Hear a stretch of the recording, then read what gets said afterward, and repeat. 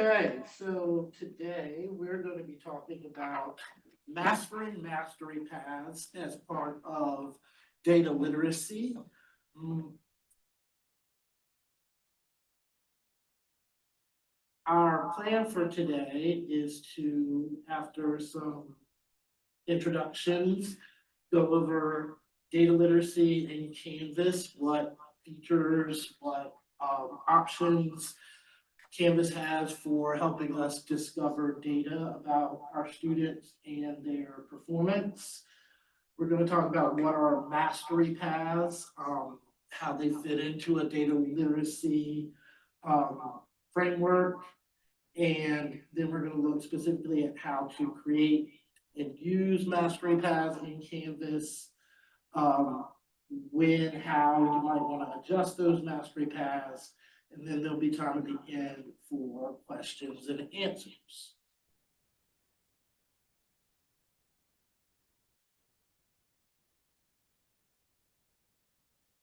So the purpose of this workshop is to equip educators with the knowledge and skills to create and manage mastery paths in Canvas, using data to make informed decisions that enhance personalized learning experiences. And our objectives are to be able to define mastery paths and describe their benefit, to use Canvas data to create customized learning paths, to analyze student progress data, and to implement data-informed adjustments.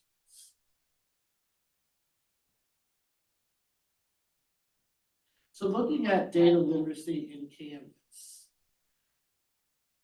thinking of data literacy as being able to read, interpret, and use data to make informed decisions. And looking at trends, patterns, and learning gaps to inform how to support students and improve outcomes.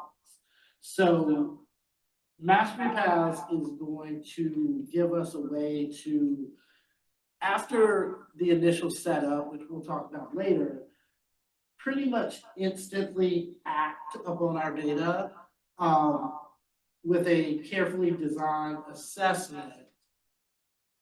You'll know based on that assessment what a score says about student performance, and you'll be able to structure their learning based on any deficits or abundance of skills that they may have.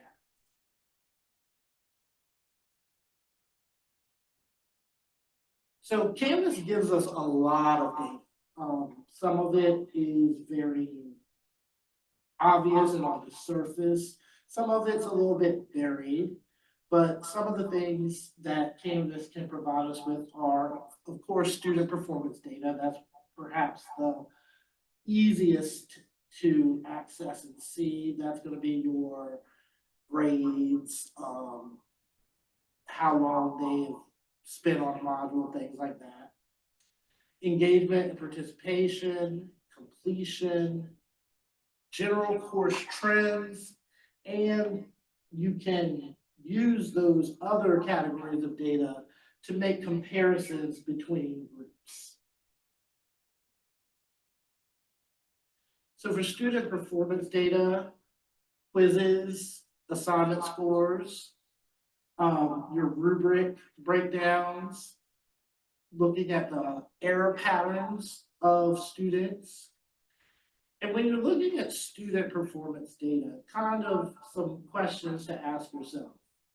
Are there tasks, assignments, questions that are frequently missed?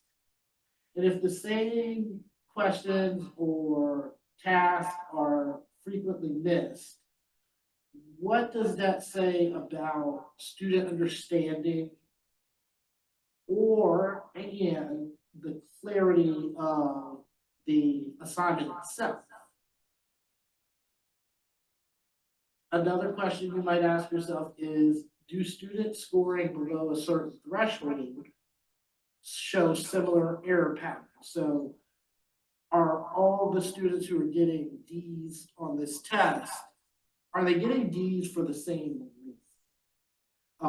Is it the same lack of knowledge or skills? Is it a specific concept or a specific way of working with the content? I've got math on my mind right now, so I'm thinking about, is it the graphic that's holding them back? Or is it solving two-step equations? And you want to look for that pattern, if it exists, so that you can make a decision. It can help you decide whether to reteach, to create additional supports. And in some cases, it may be the catalyst for helping the student find some outside resources for their. With our engagement data, we're looking at things like the amount of time students spend on modules or assignments, the participation rates in discussions, how frequently students log in. And why we're looking at that is we want to see, are students spending the amount of time that we would want to see them spend on our critical modules, critical content? And if not, how do we change it? What can we as instructors do to encourage more interaction with that critical content? You might also ask yourself, what content is showing particularly high engagement? What's leading to that? Why is that high engagement, and how can we translate that to our other pieces of content? And then the reverse, if we've got low engagement, why? And how can we get that up? And as you're thinking about that, less time spent on a module could be an indicator of confusion, could be an indicator of disengagement, and it might be an indicator of adjusting your pacing, increasing interactivity, giving students something to come back to.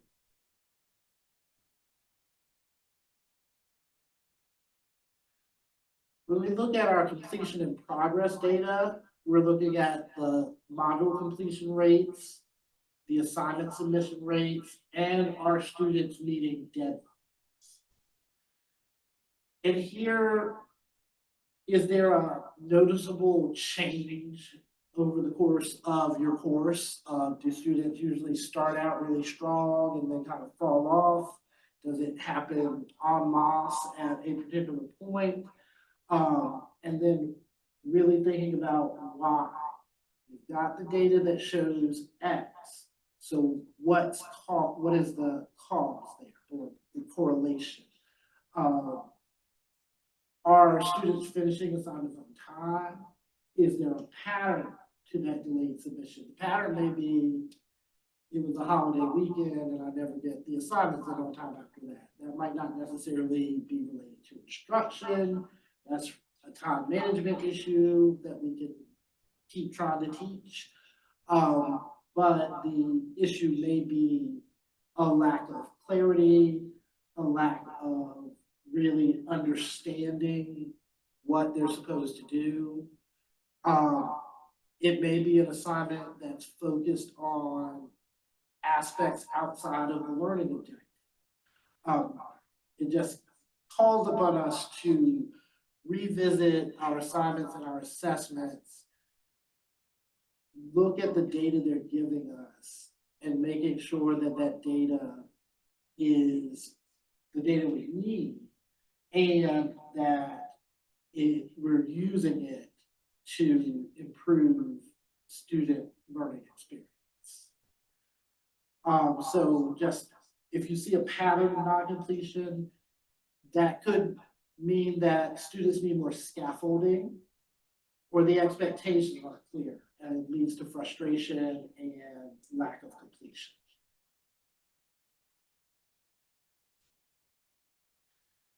And then when you're looking at your course trends, like your average grade by module, the pre versus post test scores, and your student feedback, are there modules where the learning gains are lower than expected? Why? Are there certain topics where students feel more or less confident?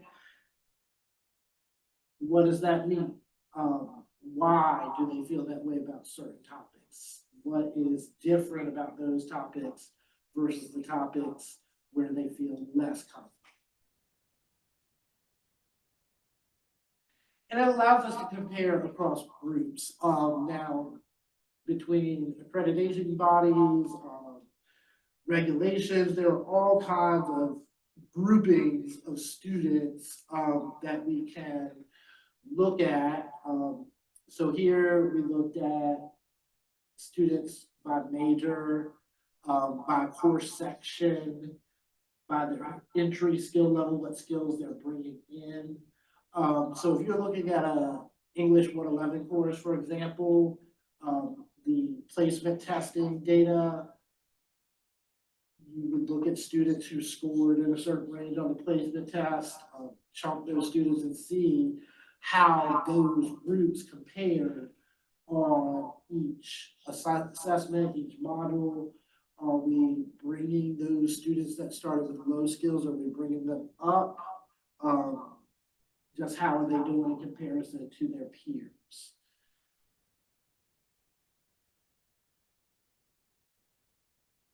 And if there is an identifiable pattern, you may want to use that to target your interventions.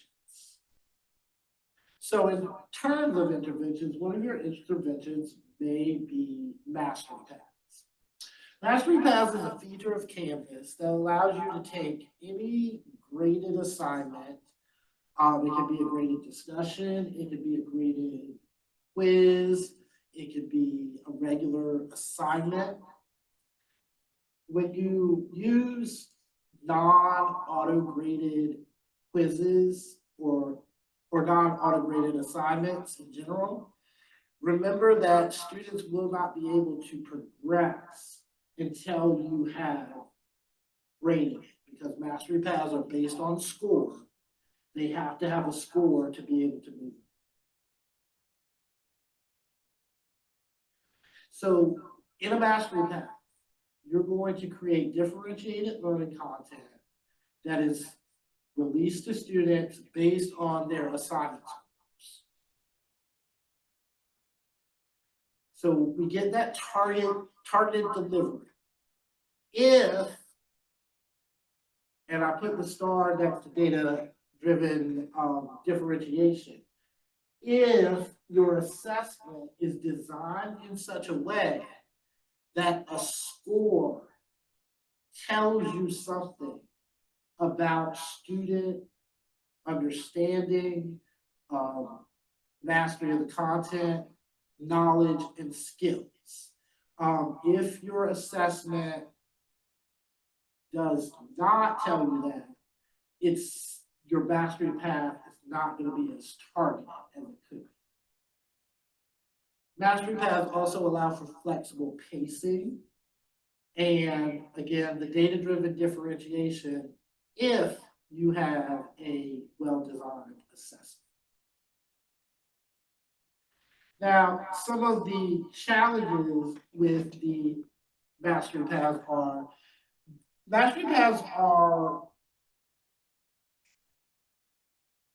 they need to be set up in advance. You can't build a mastery path while you're flying. All of the potential items that are going to be in a mastery path have to be in your module and ready to go before you publish, really before you even can build the mastery path. Again, that challenge in designing an assessment in which the score gives you specific information about student knowledge and skills to help you make decisions about what a student with a certain score is going to need to progress. And a lot of I know I was almost half a decade into my teaching career before I really thought about, okay, so they got a 90, what does that mean? What is that 90% on this test tell me about what they know, what they can do? Or does it just tell me because I just picked a bunch of random questions, or does it just tell me they got 90% of the question? And then there's the balance. As you design a mastery path, I've seen folks go heavy on the remediation side, and students who are already struggling a little bit, instead of getting the targeted work that they need to build up their skills and knowledge, they end up with more work.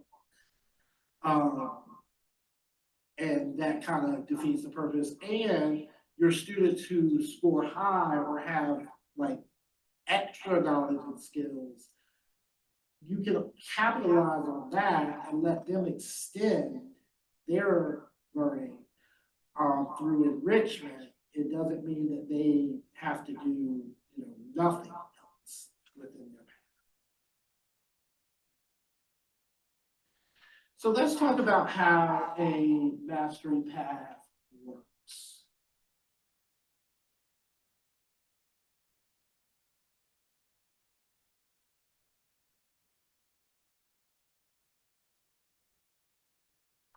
So we talked about earlier that mastery paths are based on a graded assignment. That assignment is called your source. Your source assignment. So your source assignment is going to have a score. And you get up to 3 ranges within your mastery path. So let's say my source is a quiz on the Civil War. So I can say that students who score from 100 to 80, they have to watch a video and do an assignment where they create a podcast.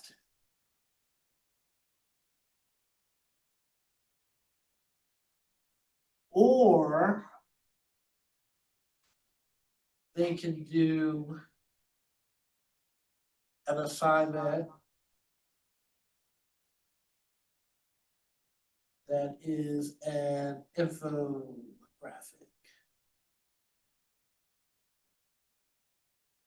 So within this, I can still be true to my UEL principles, both be the representation, active expression, engagement, because if I wanted to have, instead of a video, I could do a video or a reading and let them decide.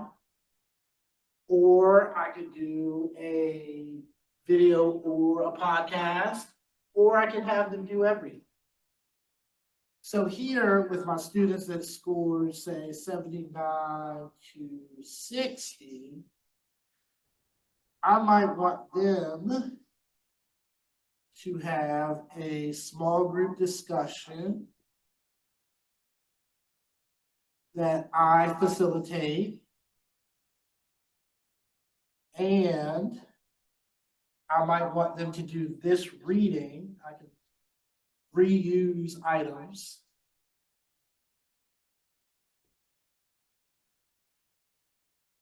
And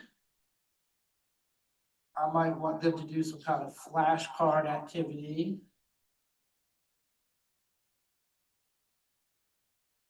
And then I can bring them back together if I want it. And I can have them have the same choice of assignment.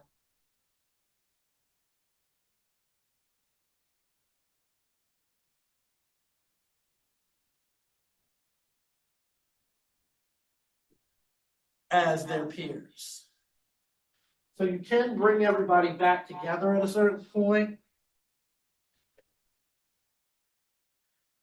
Looking at how you set this up in Canvas.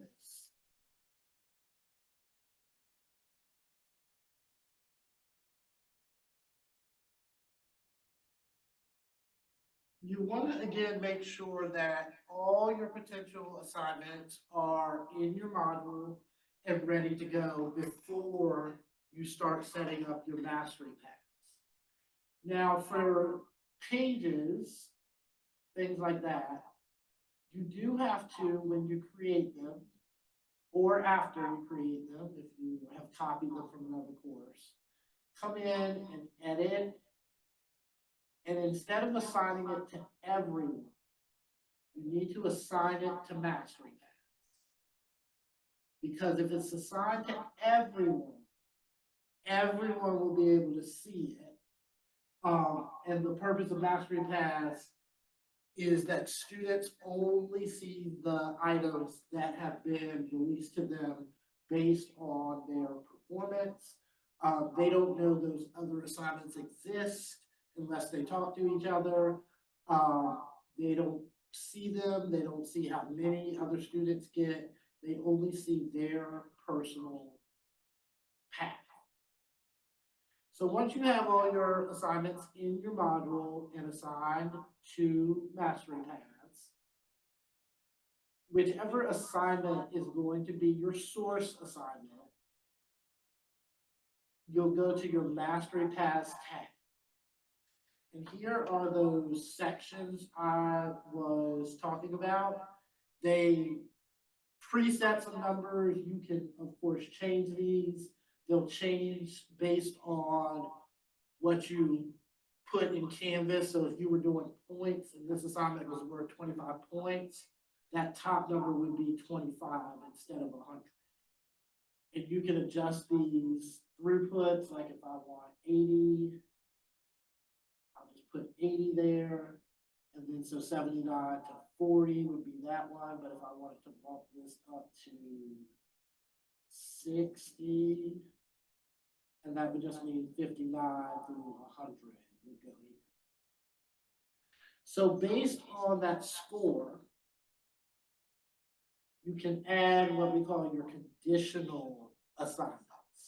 So if a student scored there, I want them to go to this page.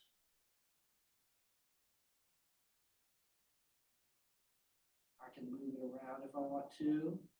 Then I can add this page.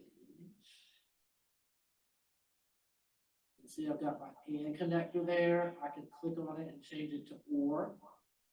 So I can control whether students have to do both of these assignments or if they get to choose one of those. And again, an assignment page can be in more than one mastery path. It doesn't affect the rest of it.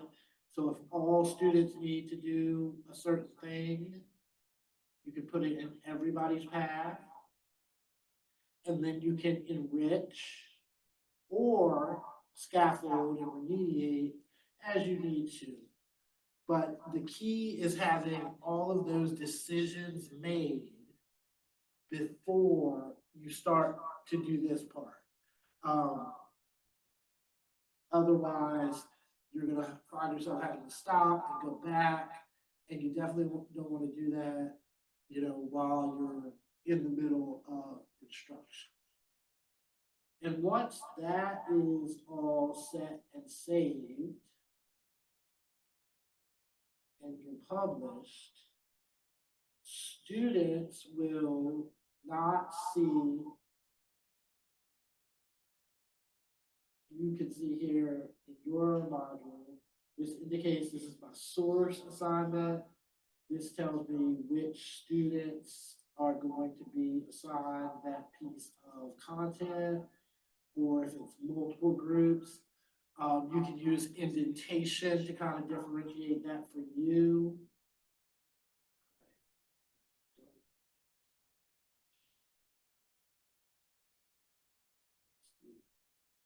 So, see, those are things that were assigned to everyone. That's why they can still see it.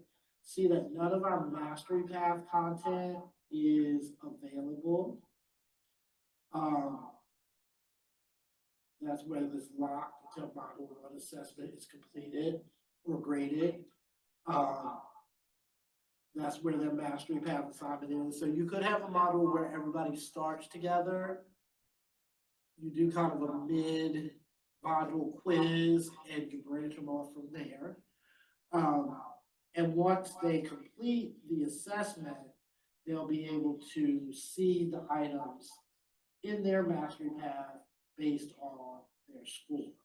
So once you do that initial decision of what's my assessment, what are my score ranges, what assignments or content delivery methods am I going to use with each range, the setup of the actual mastery path is not super difficult.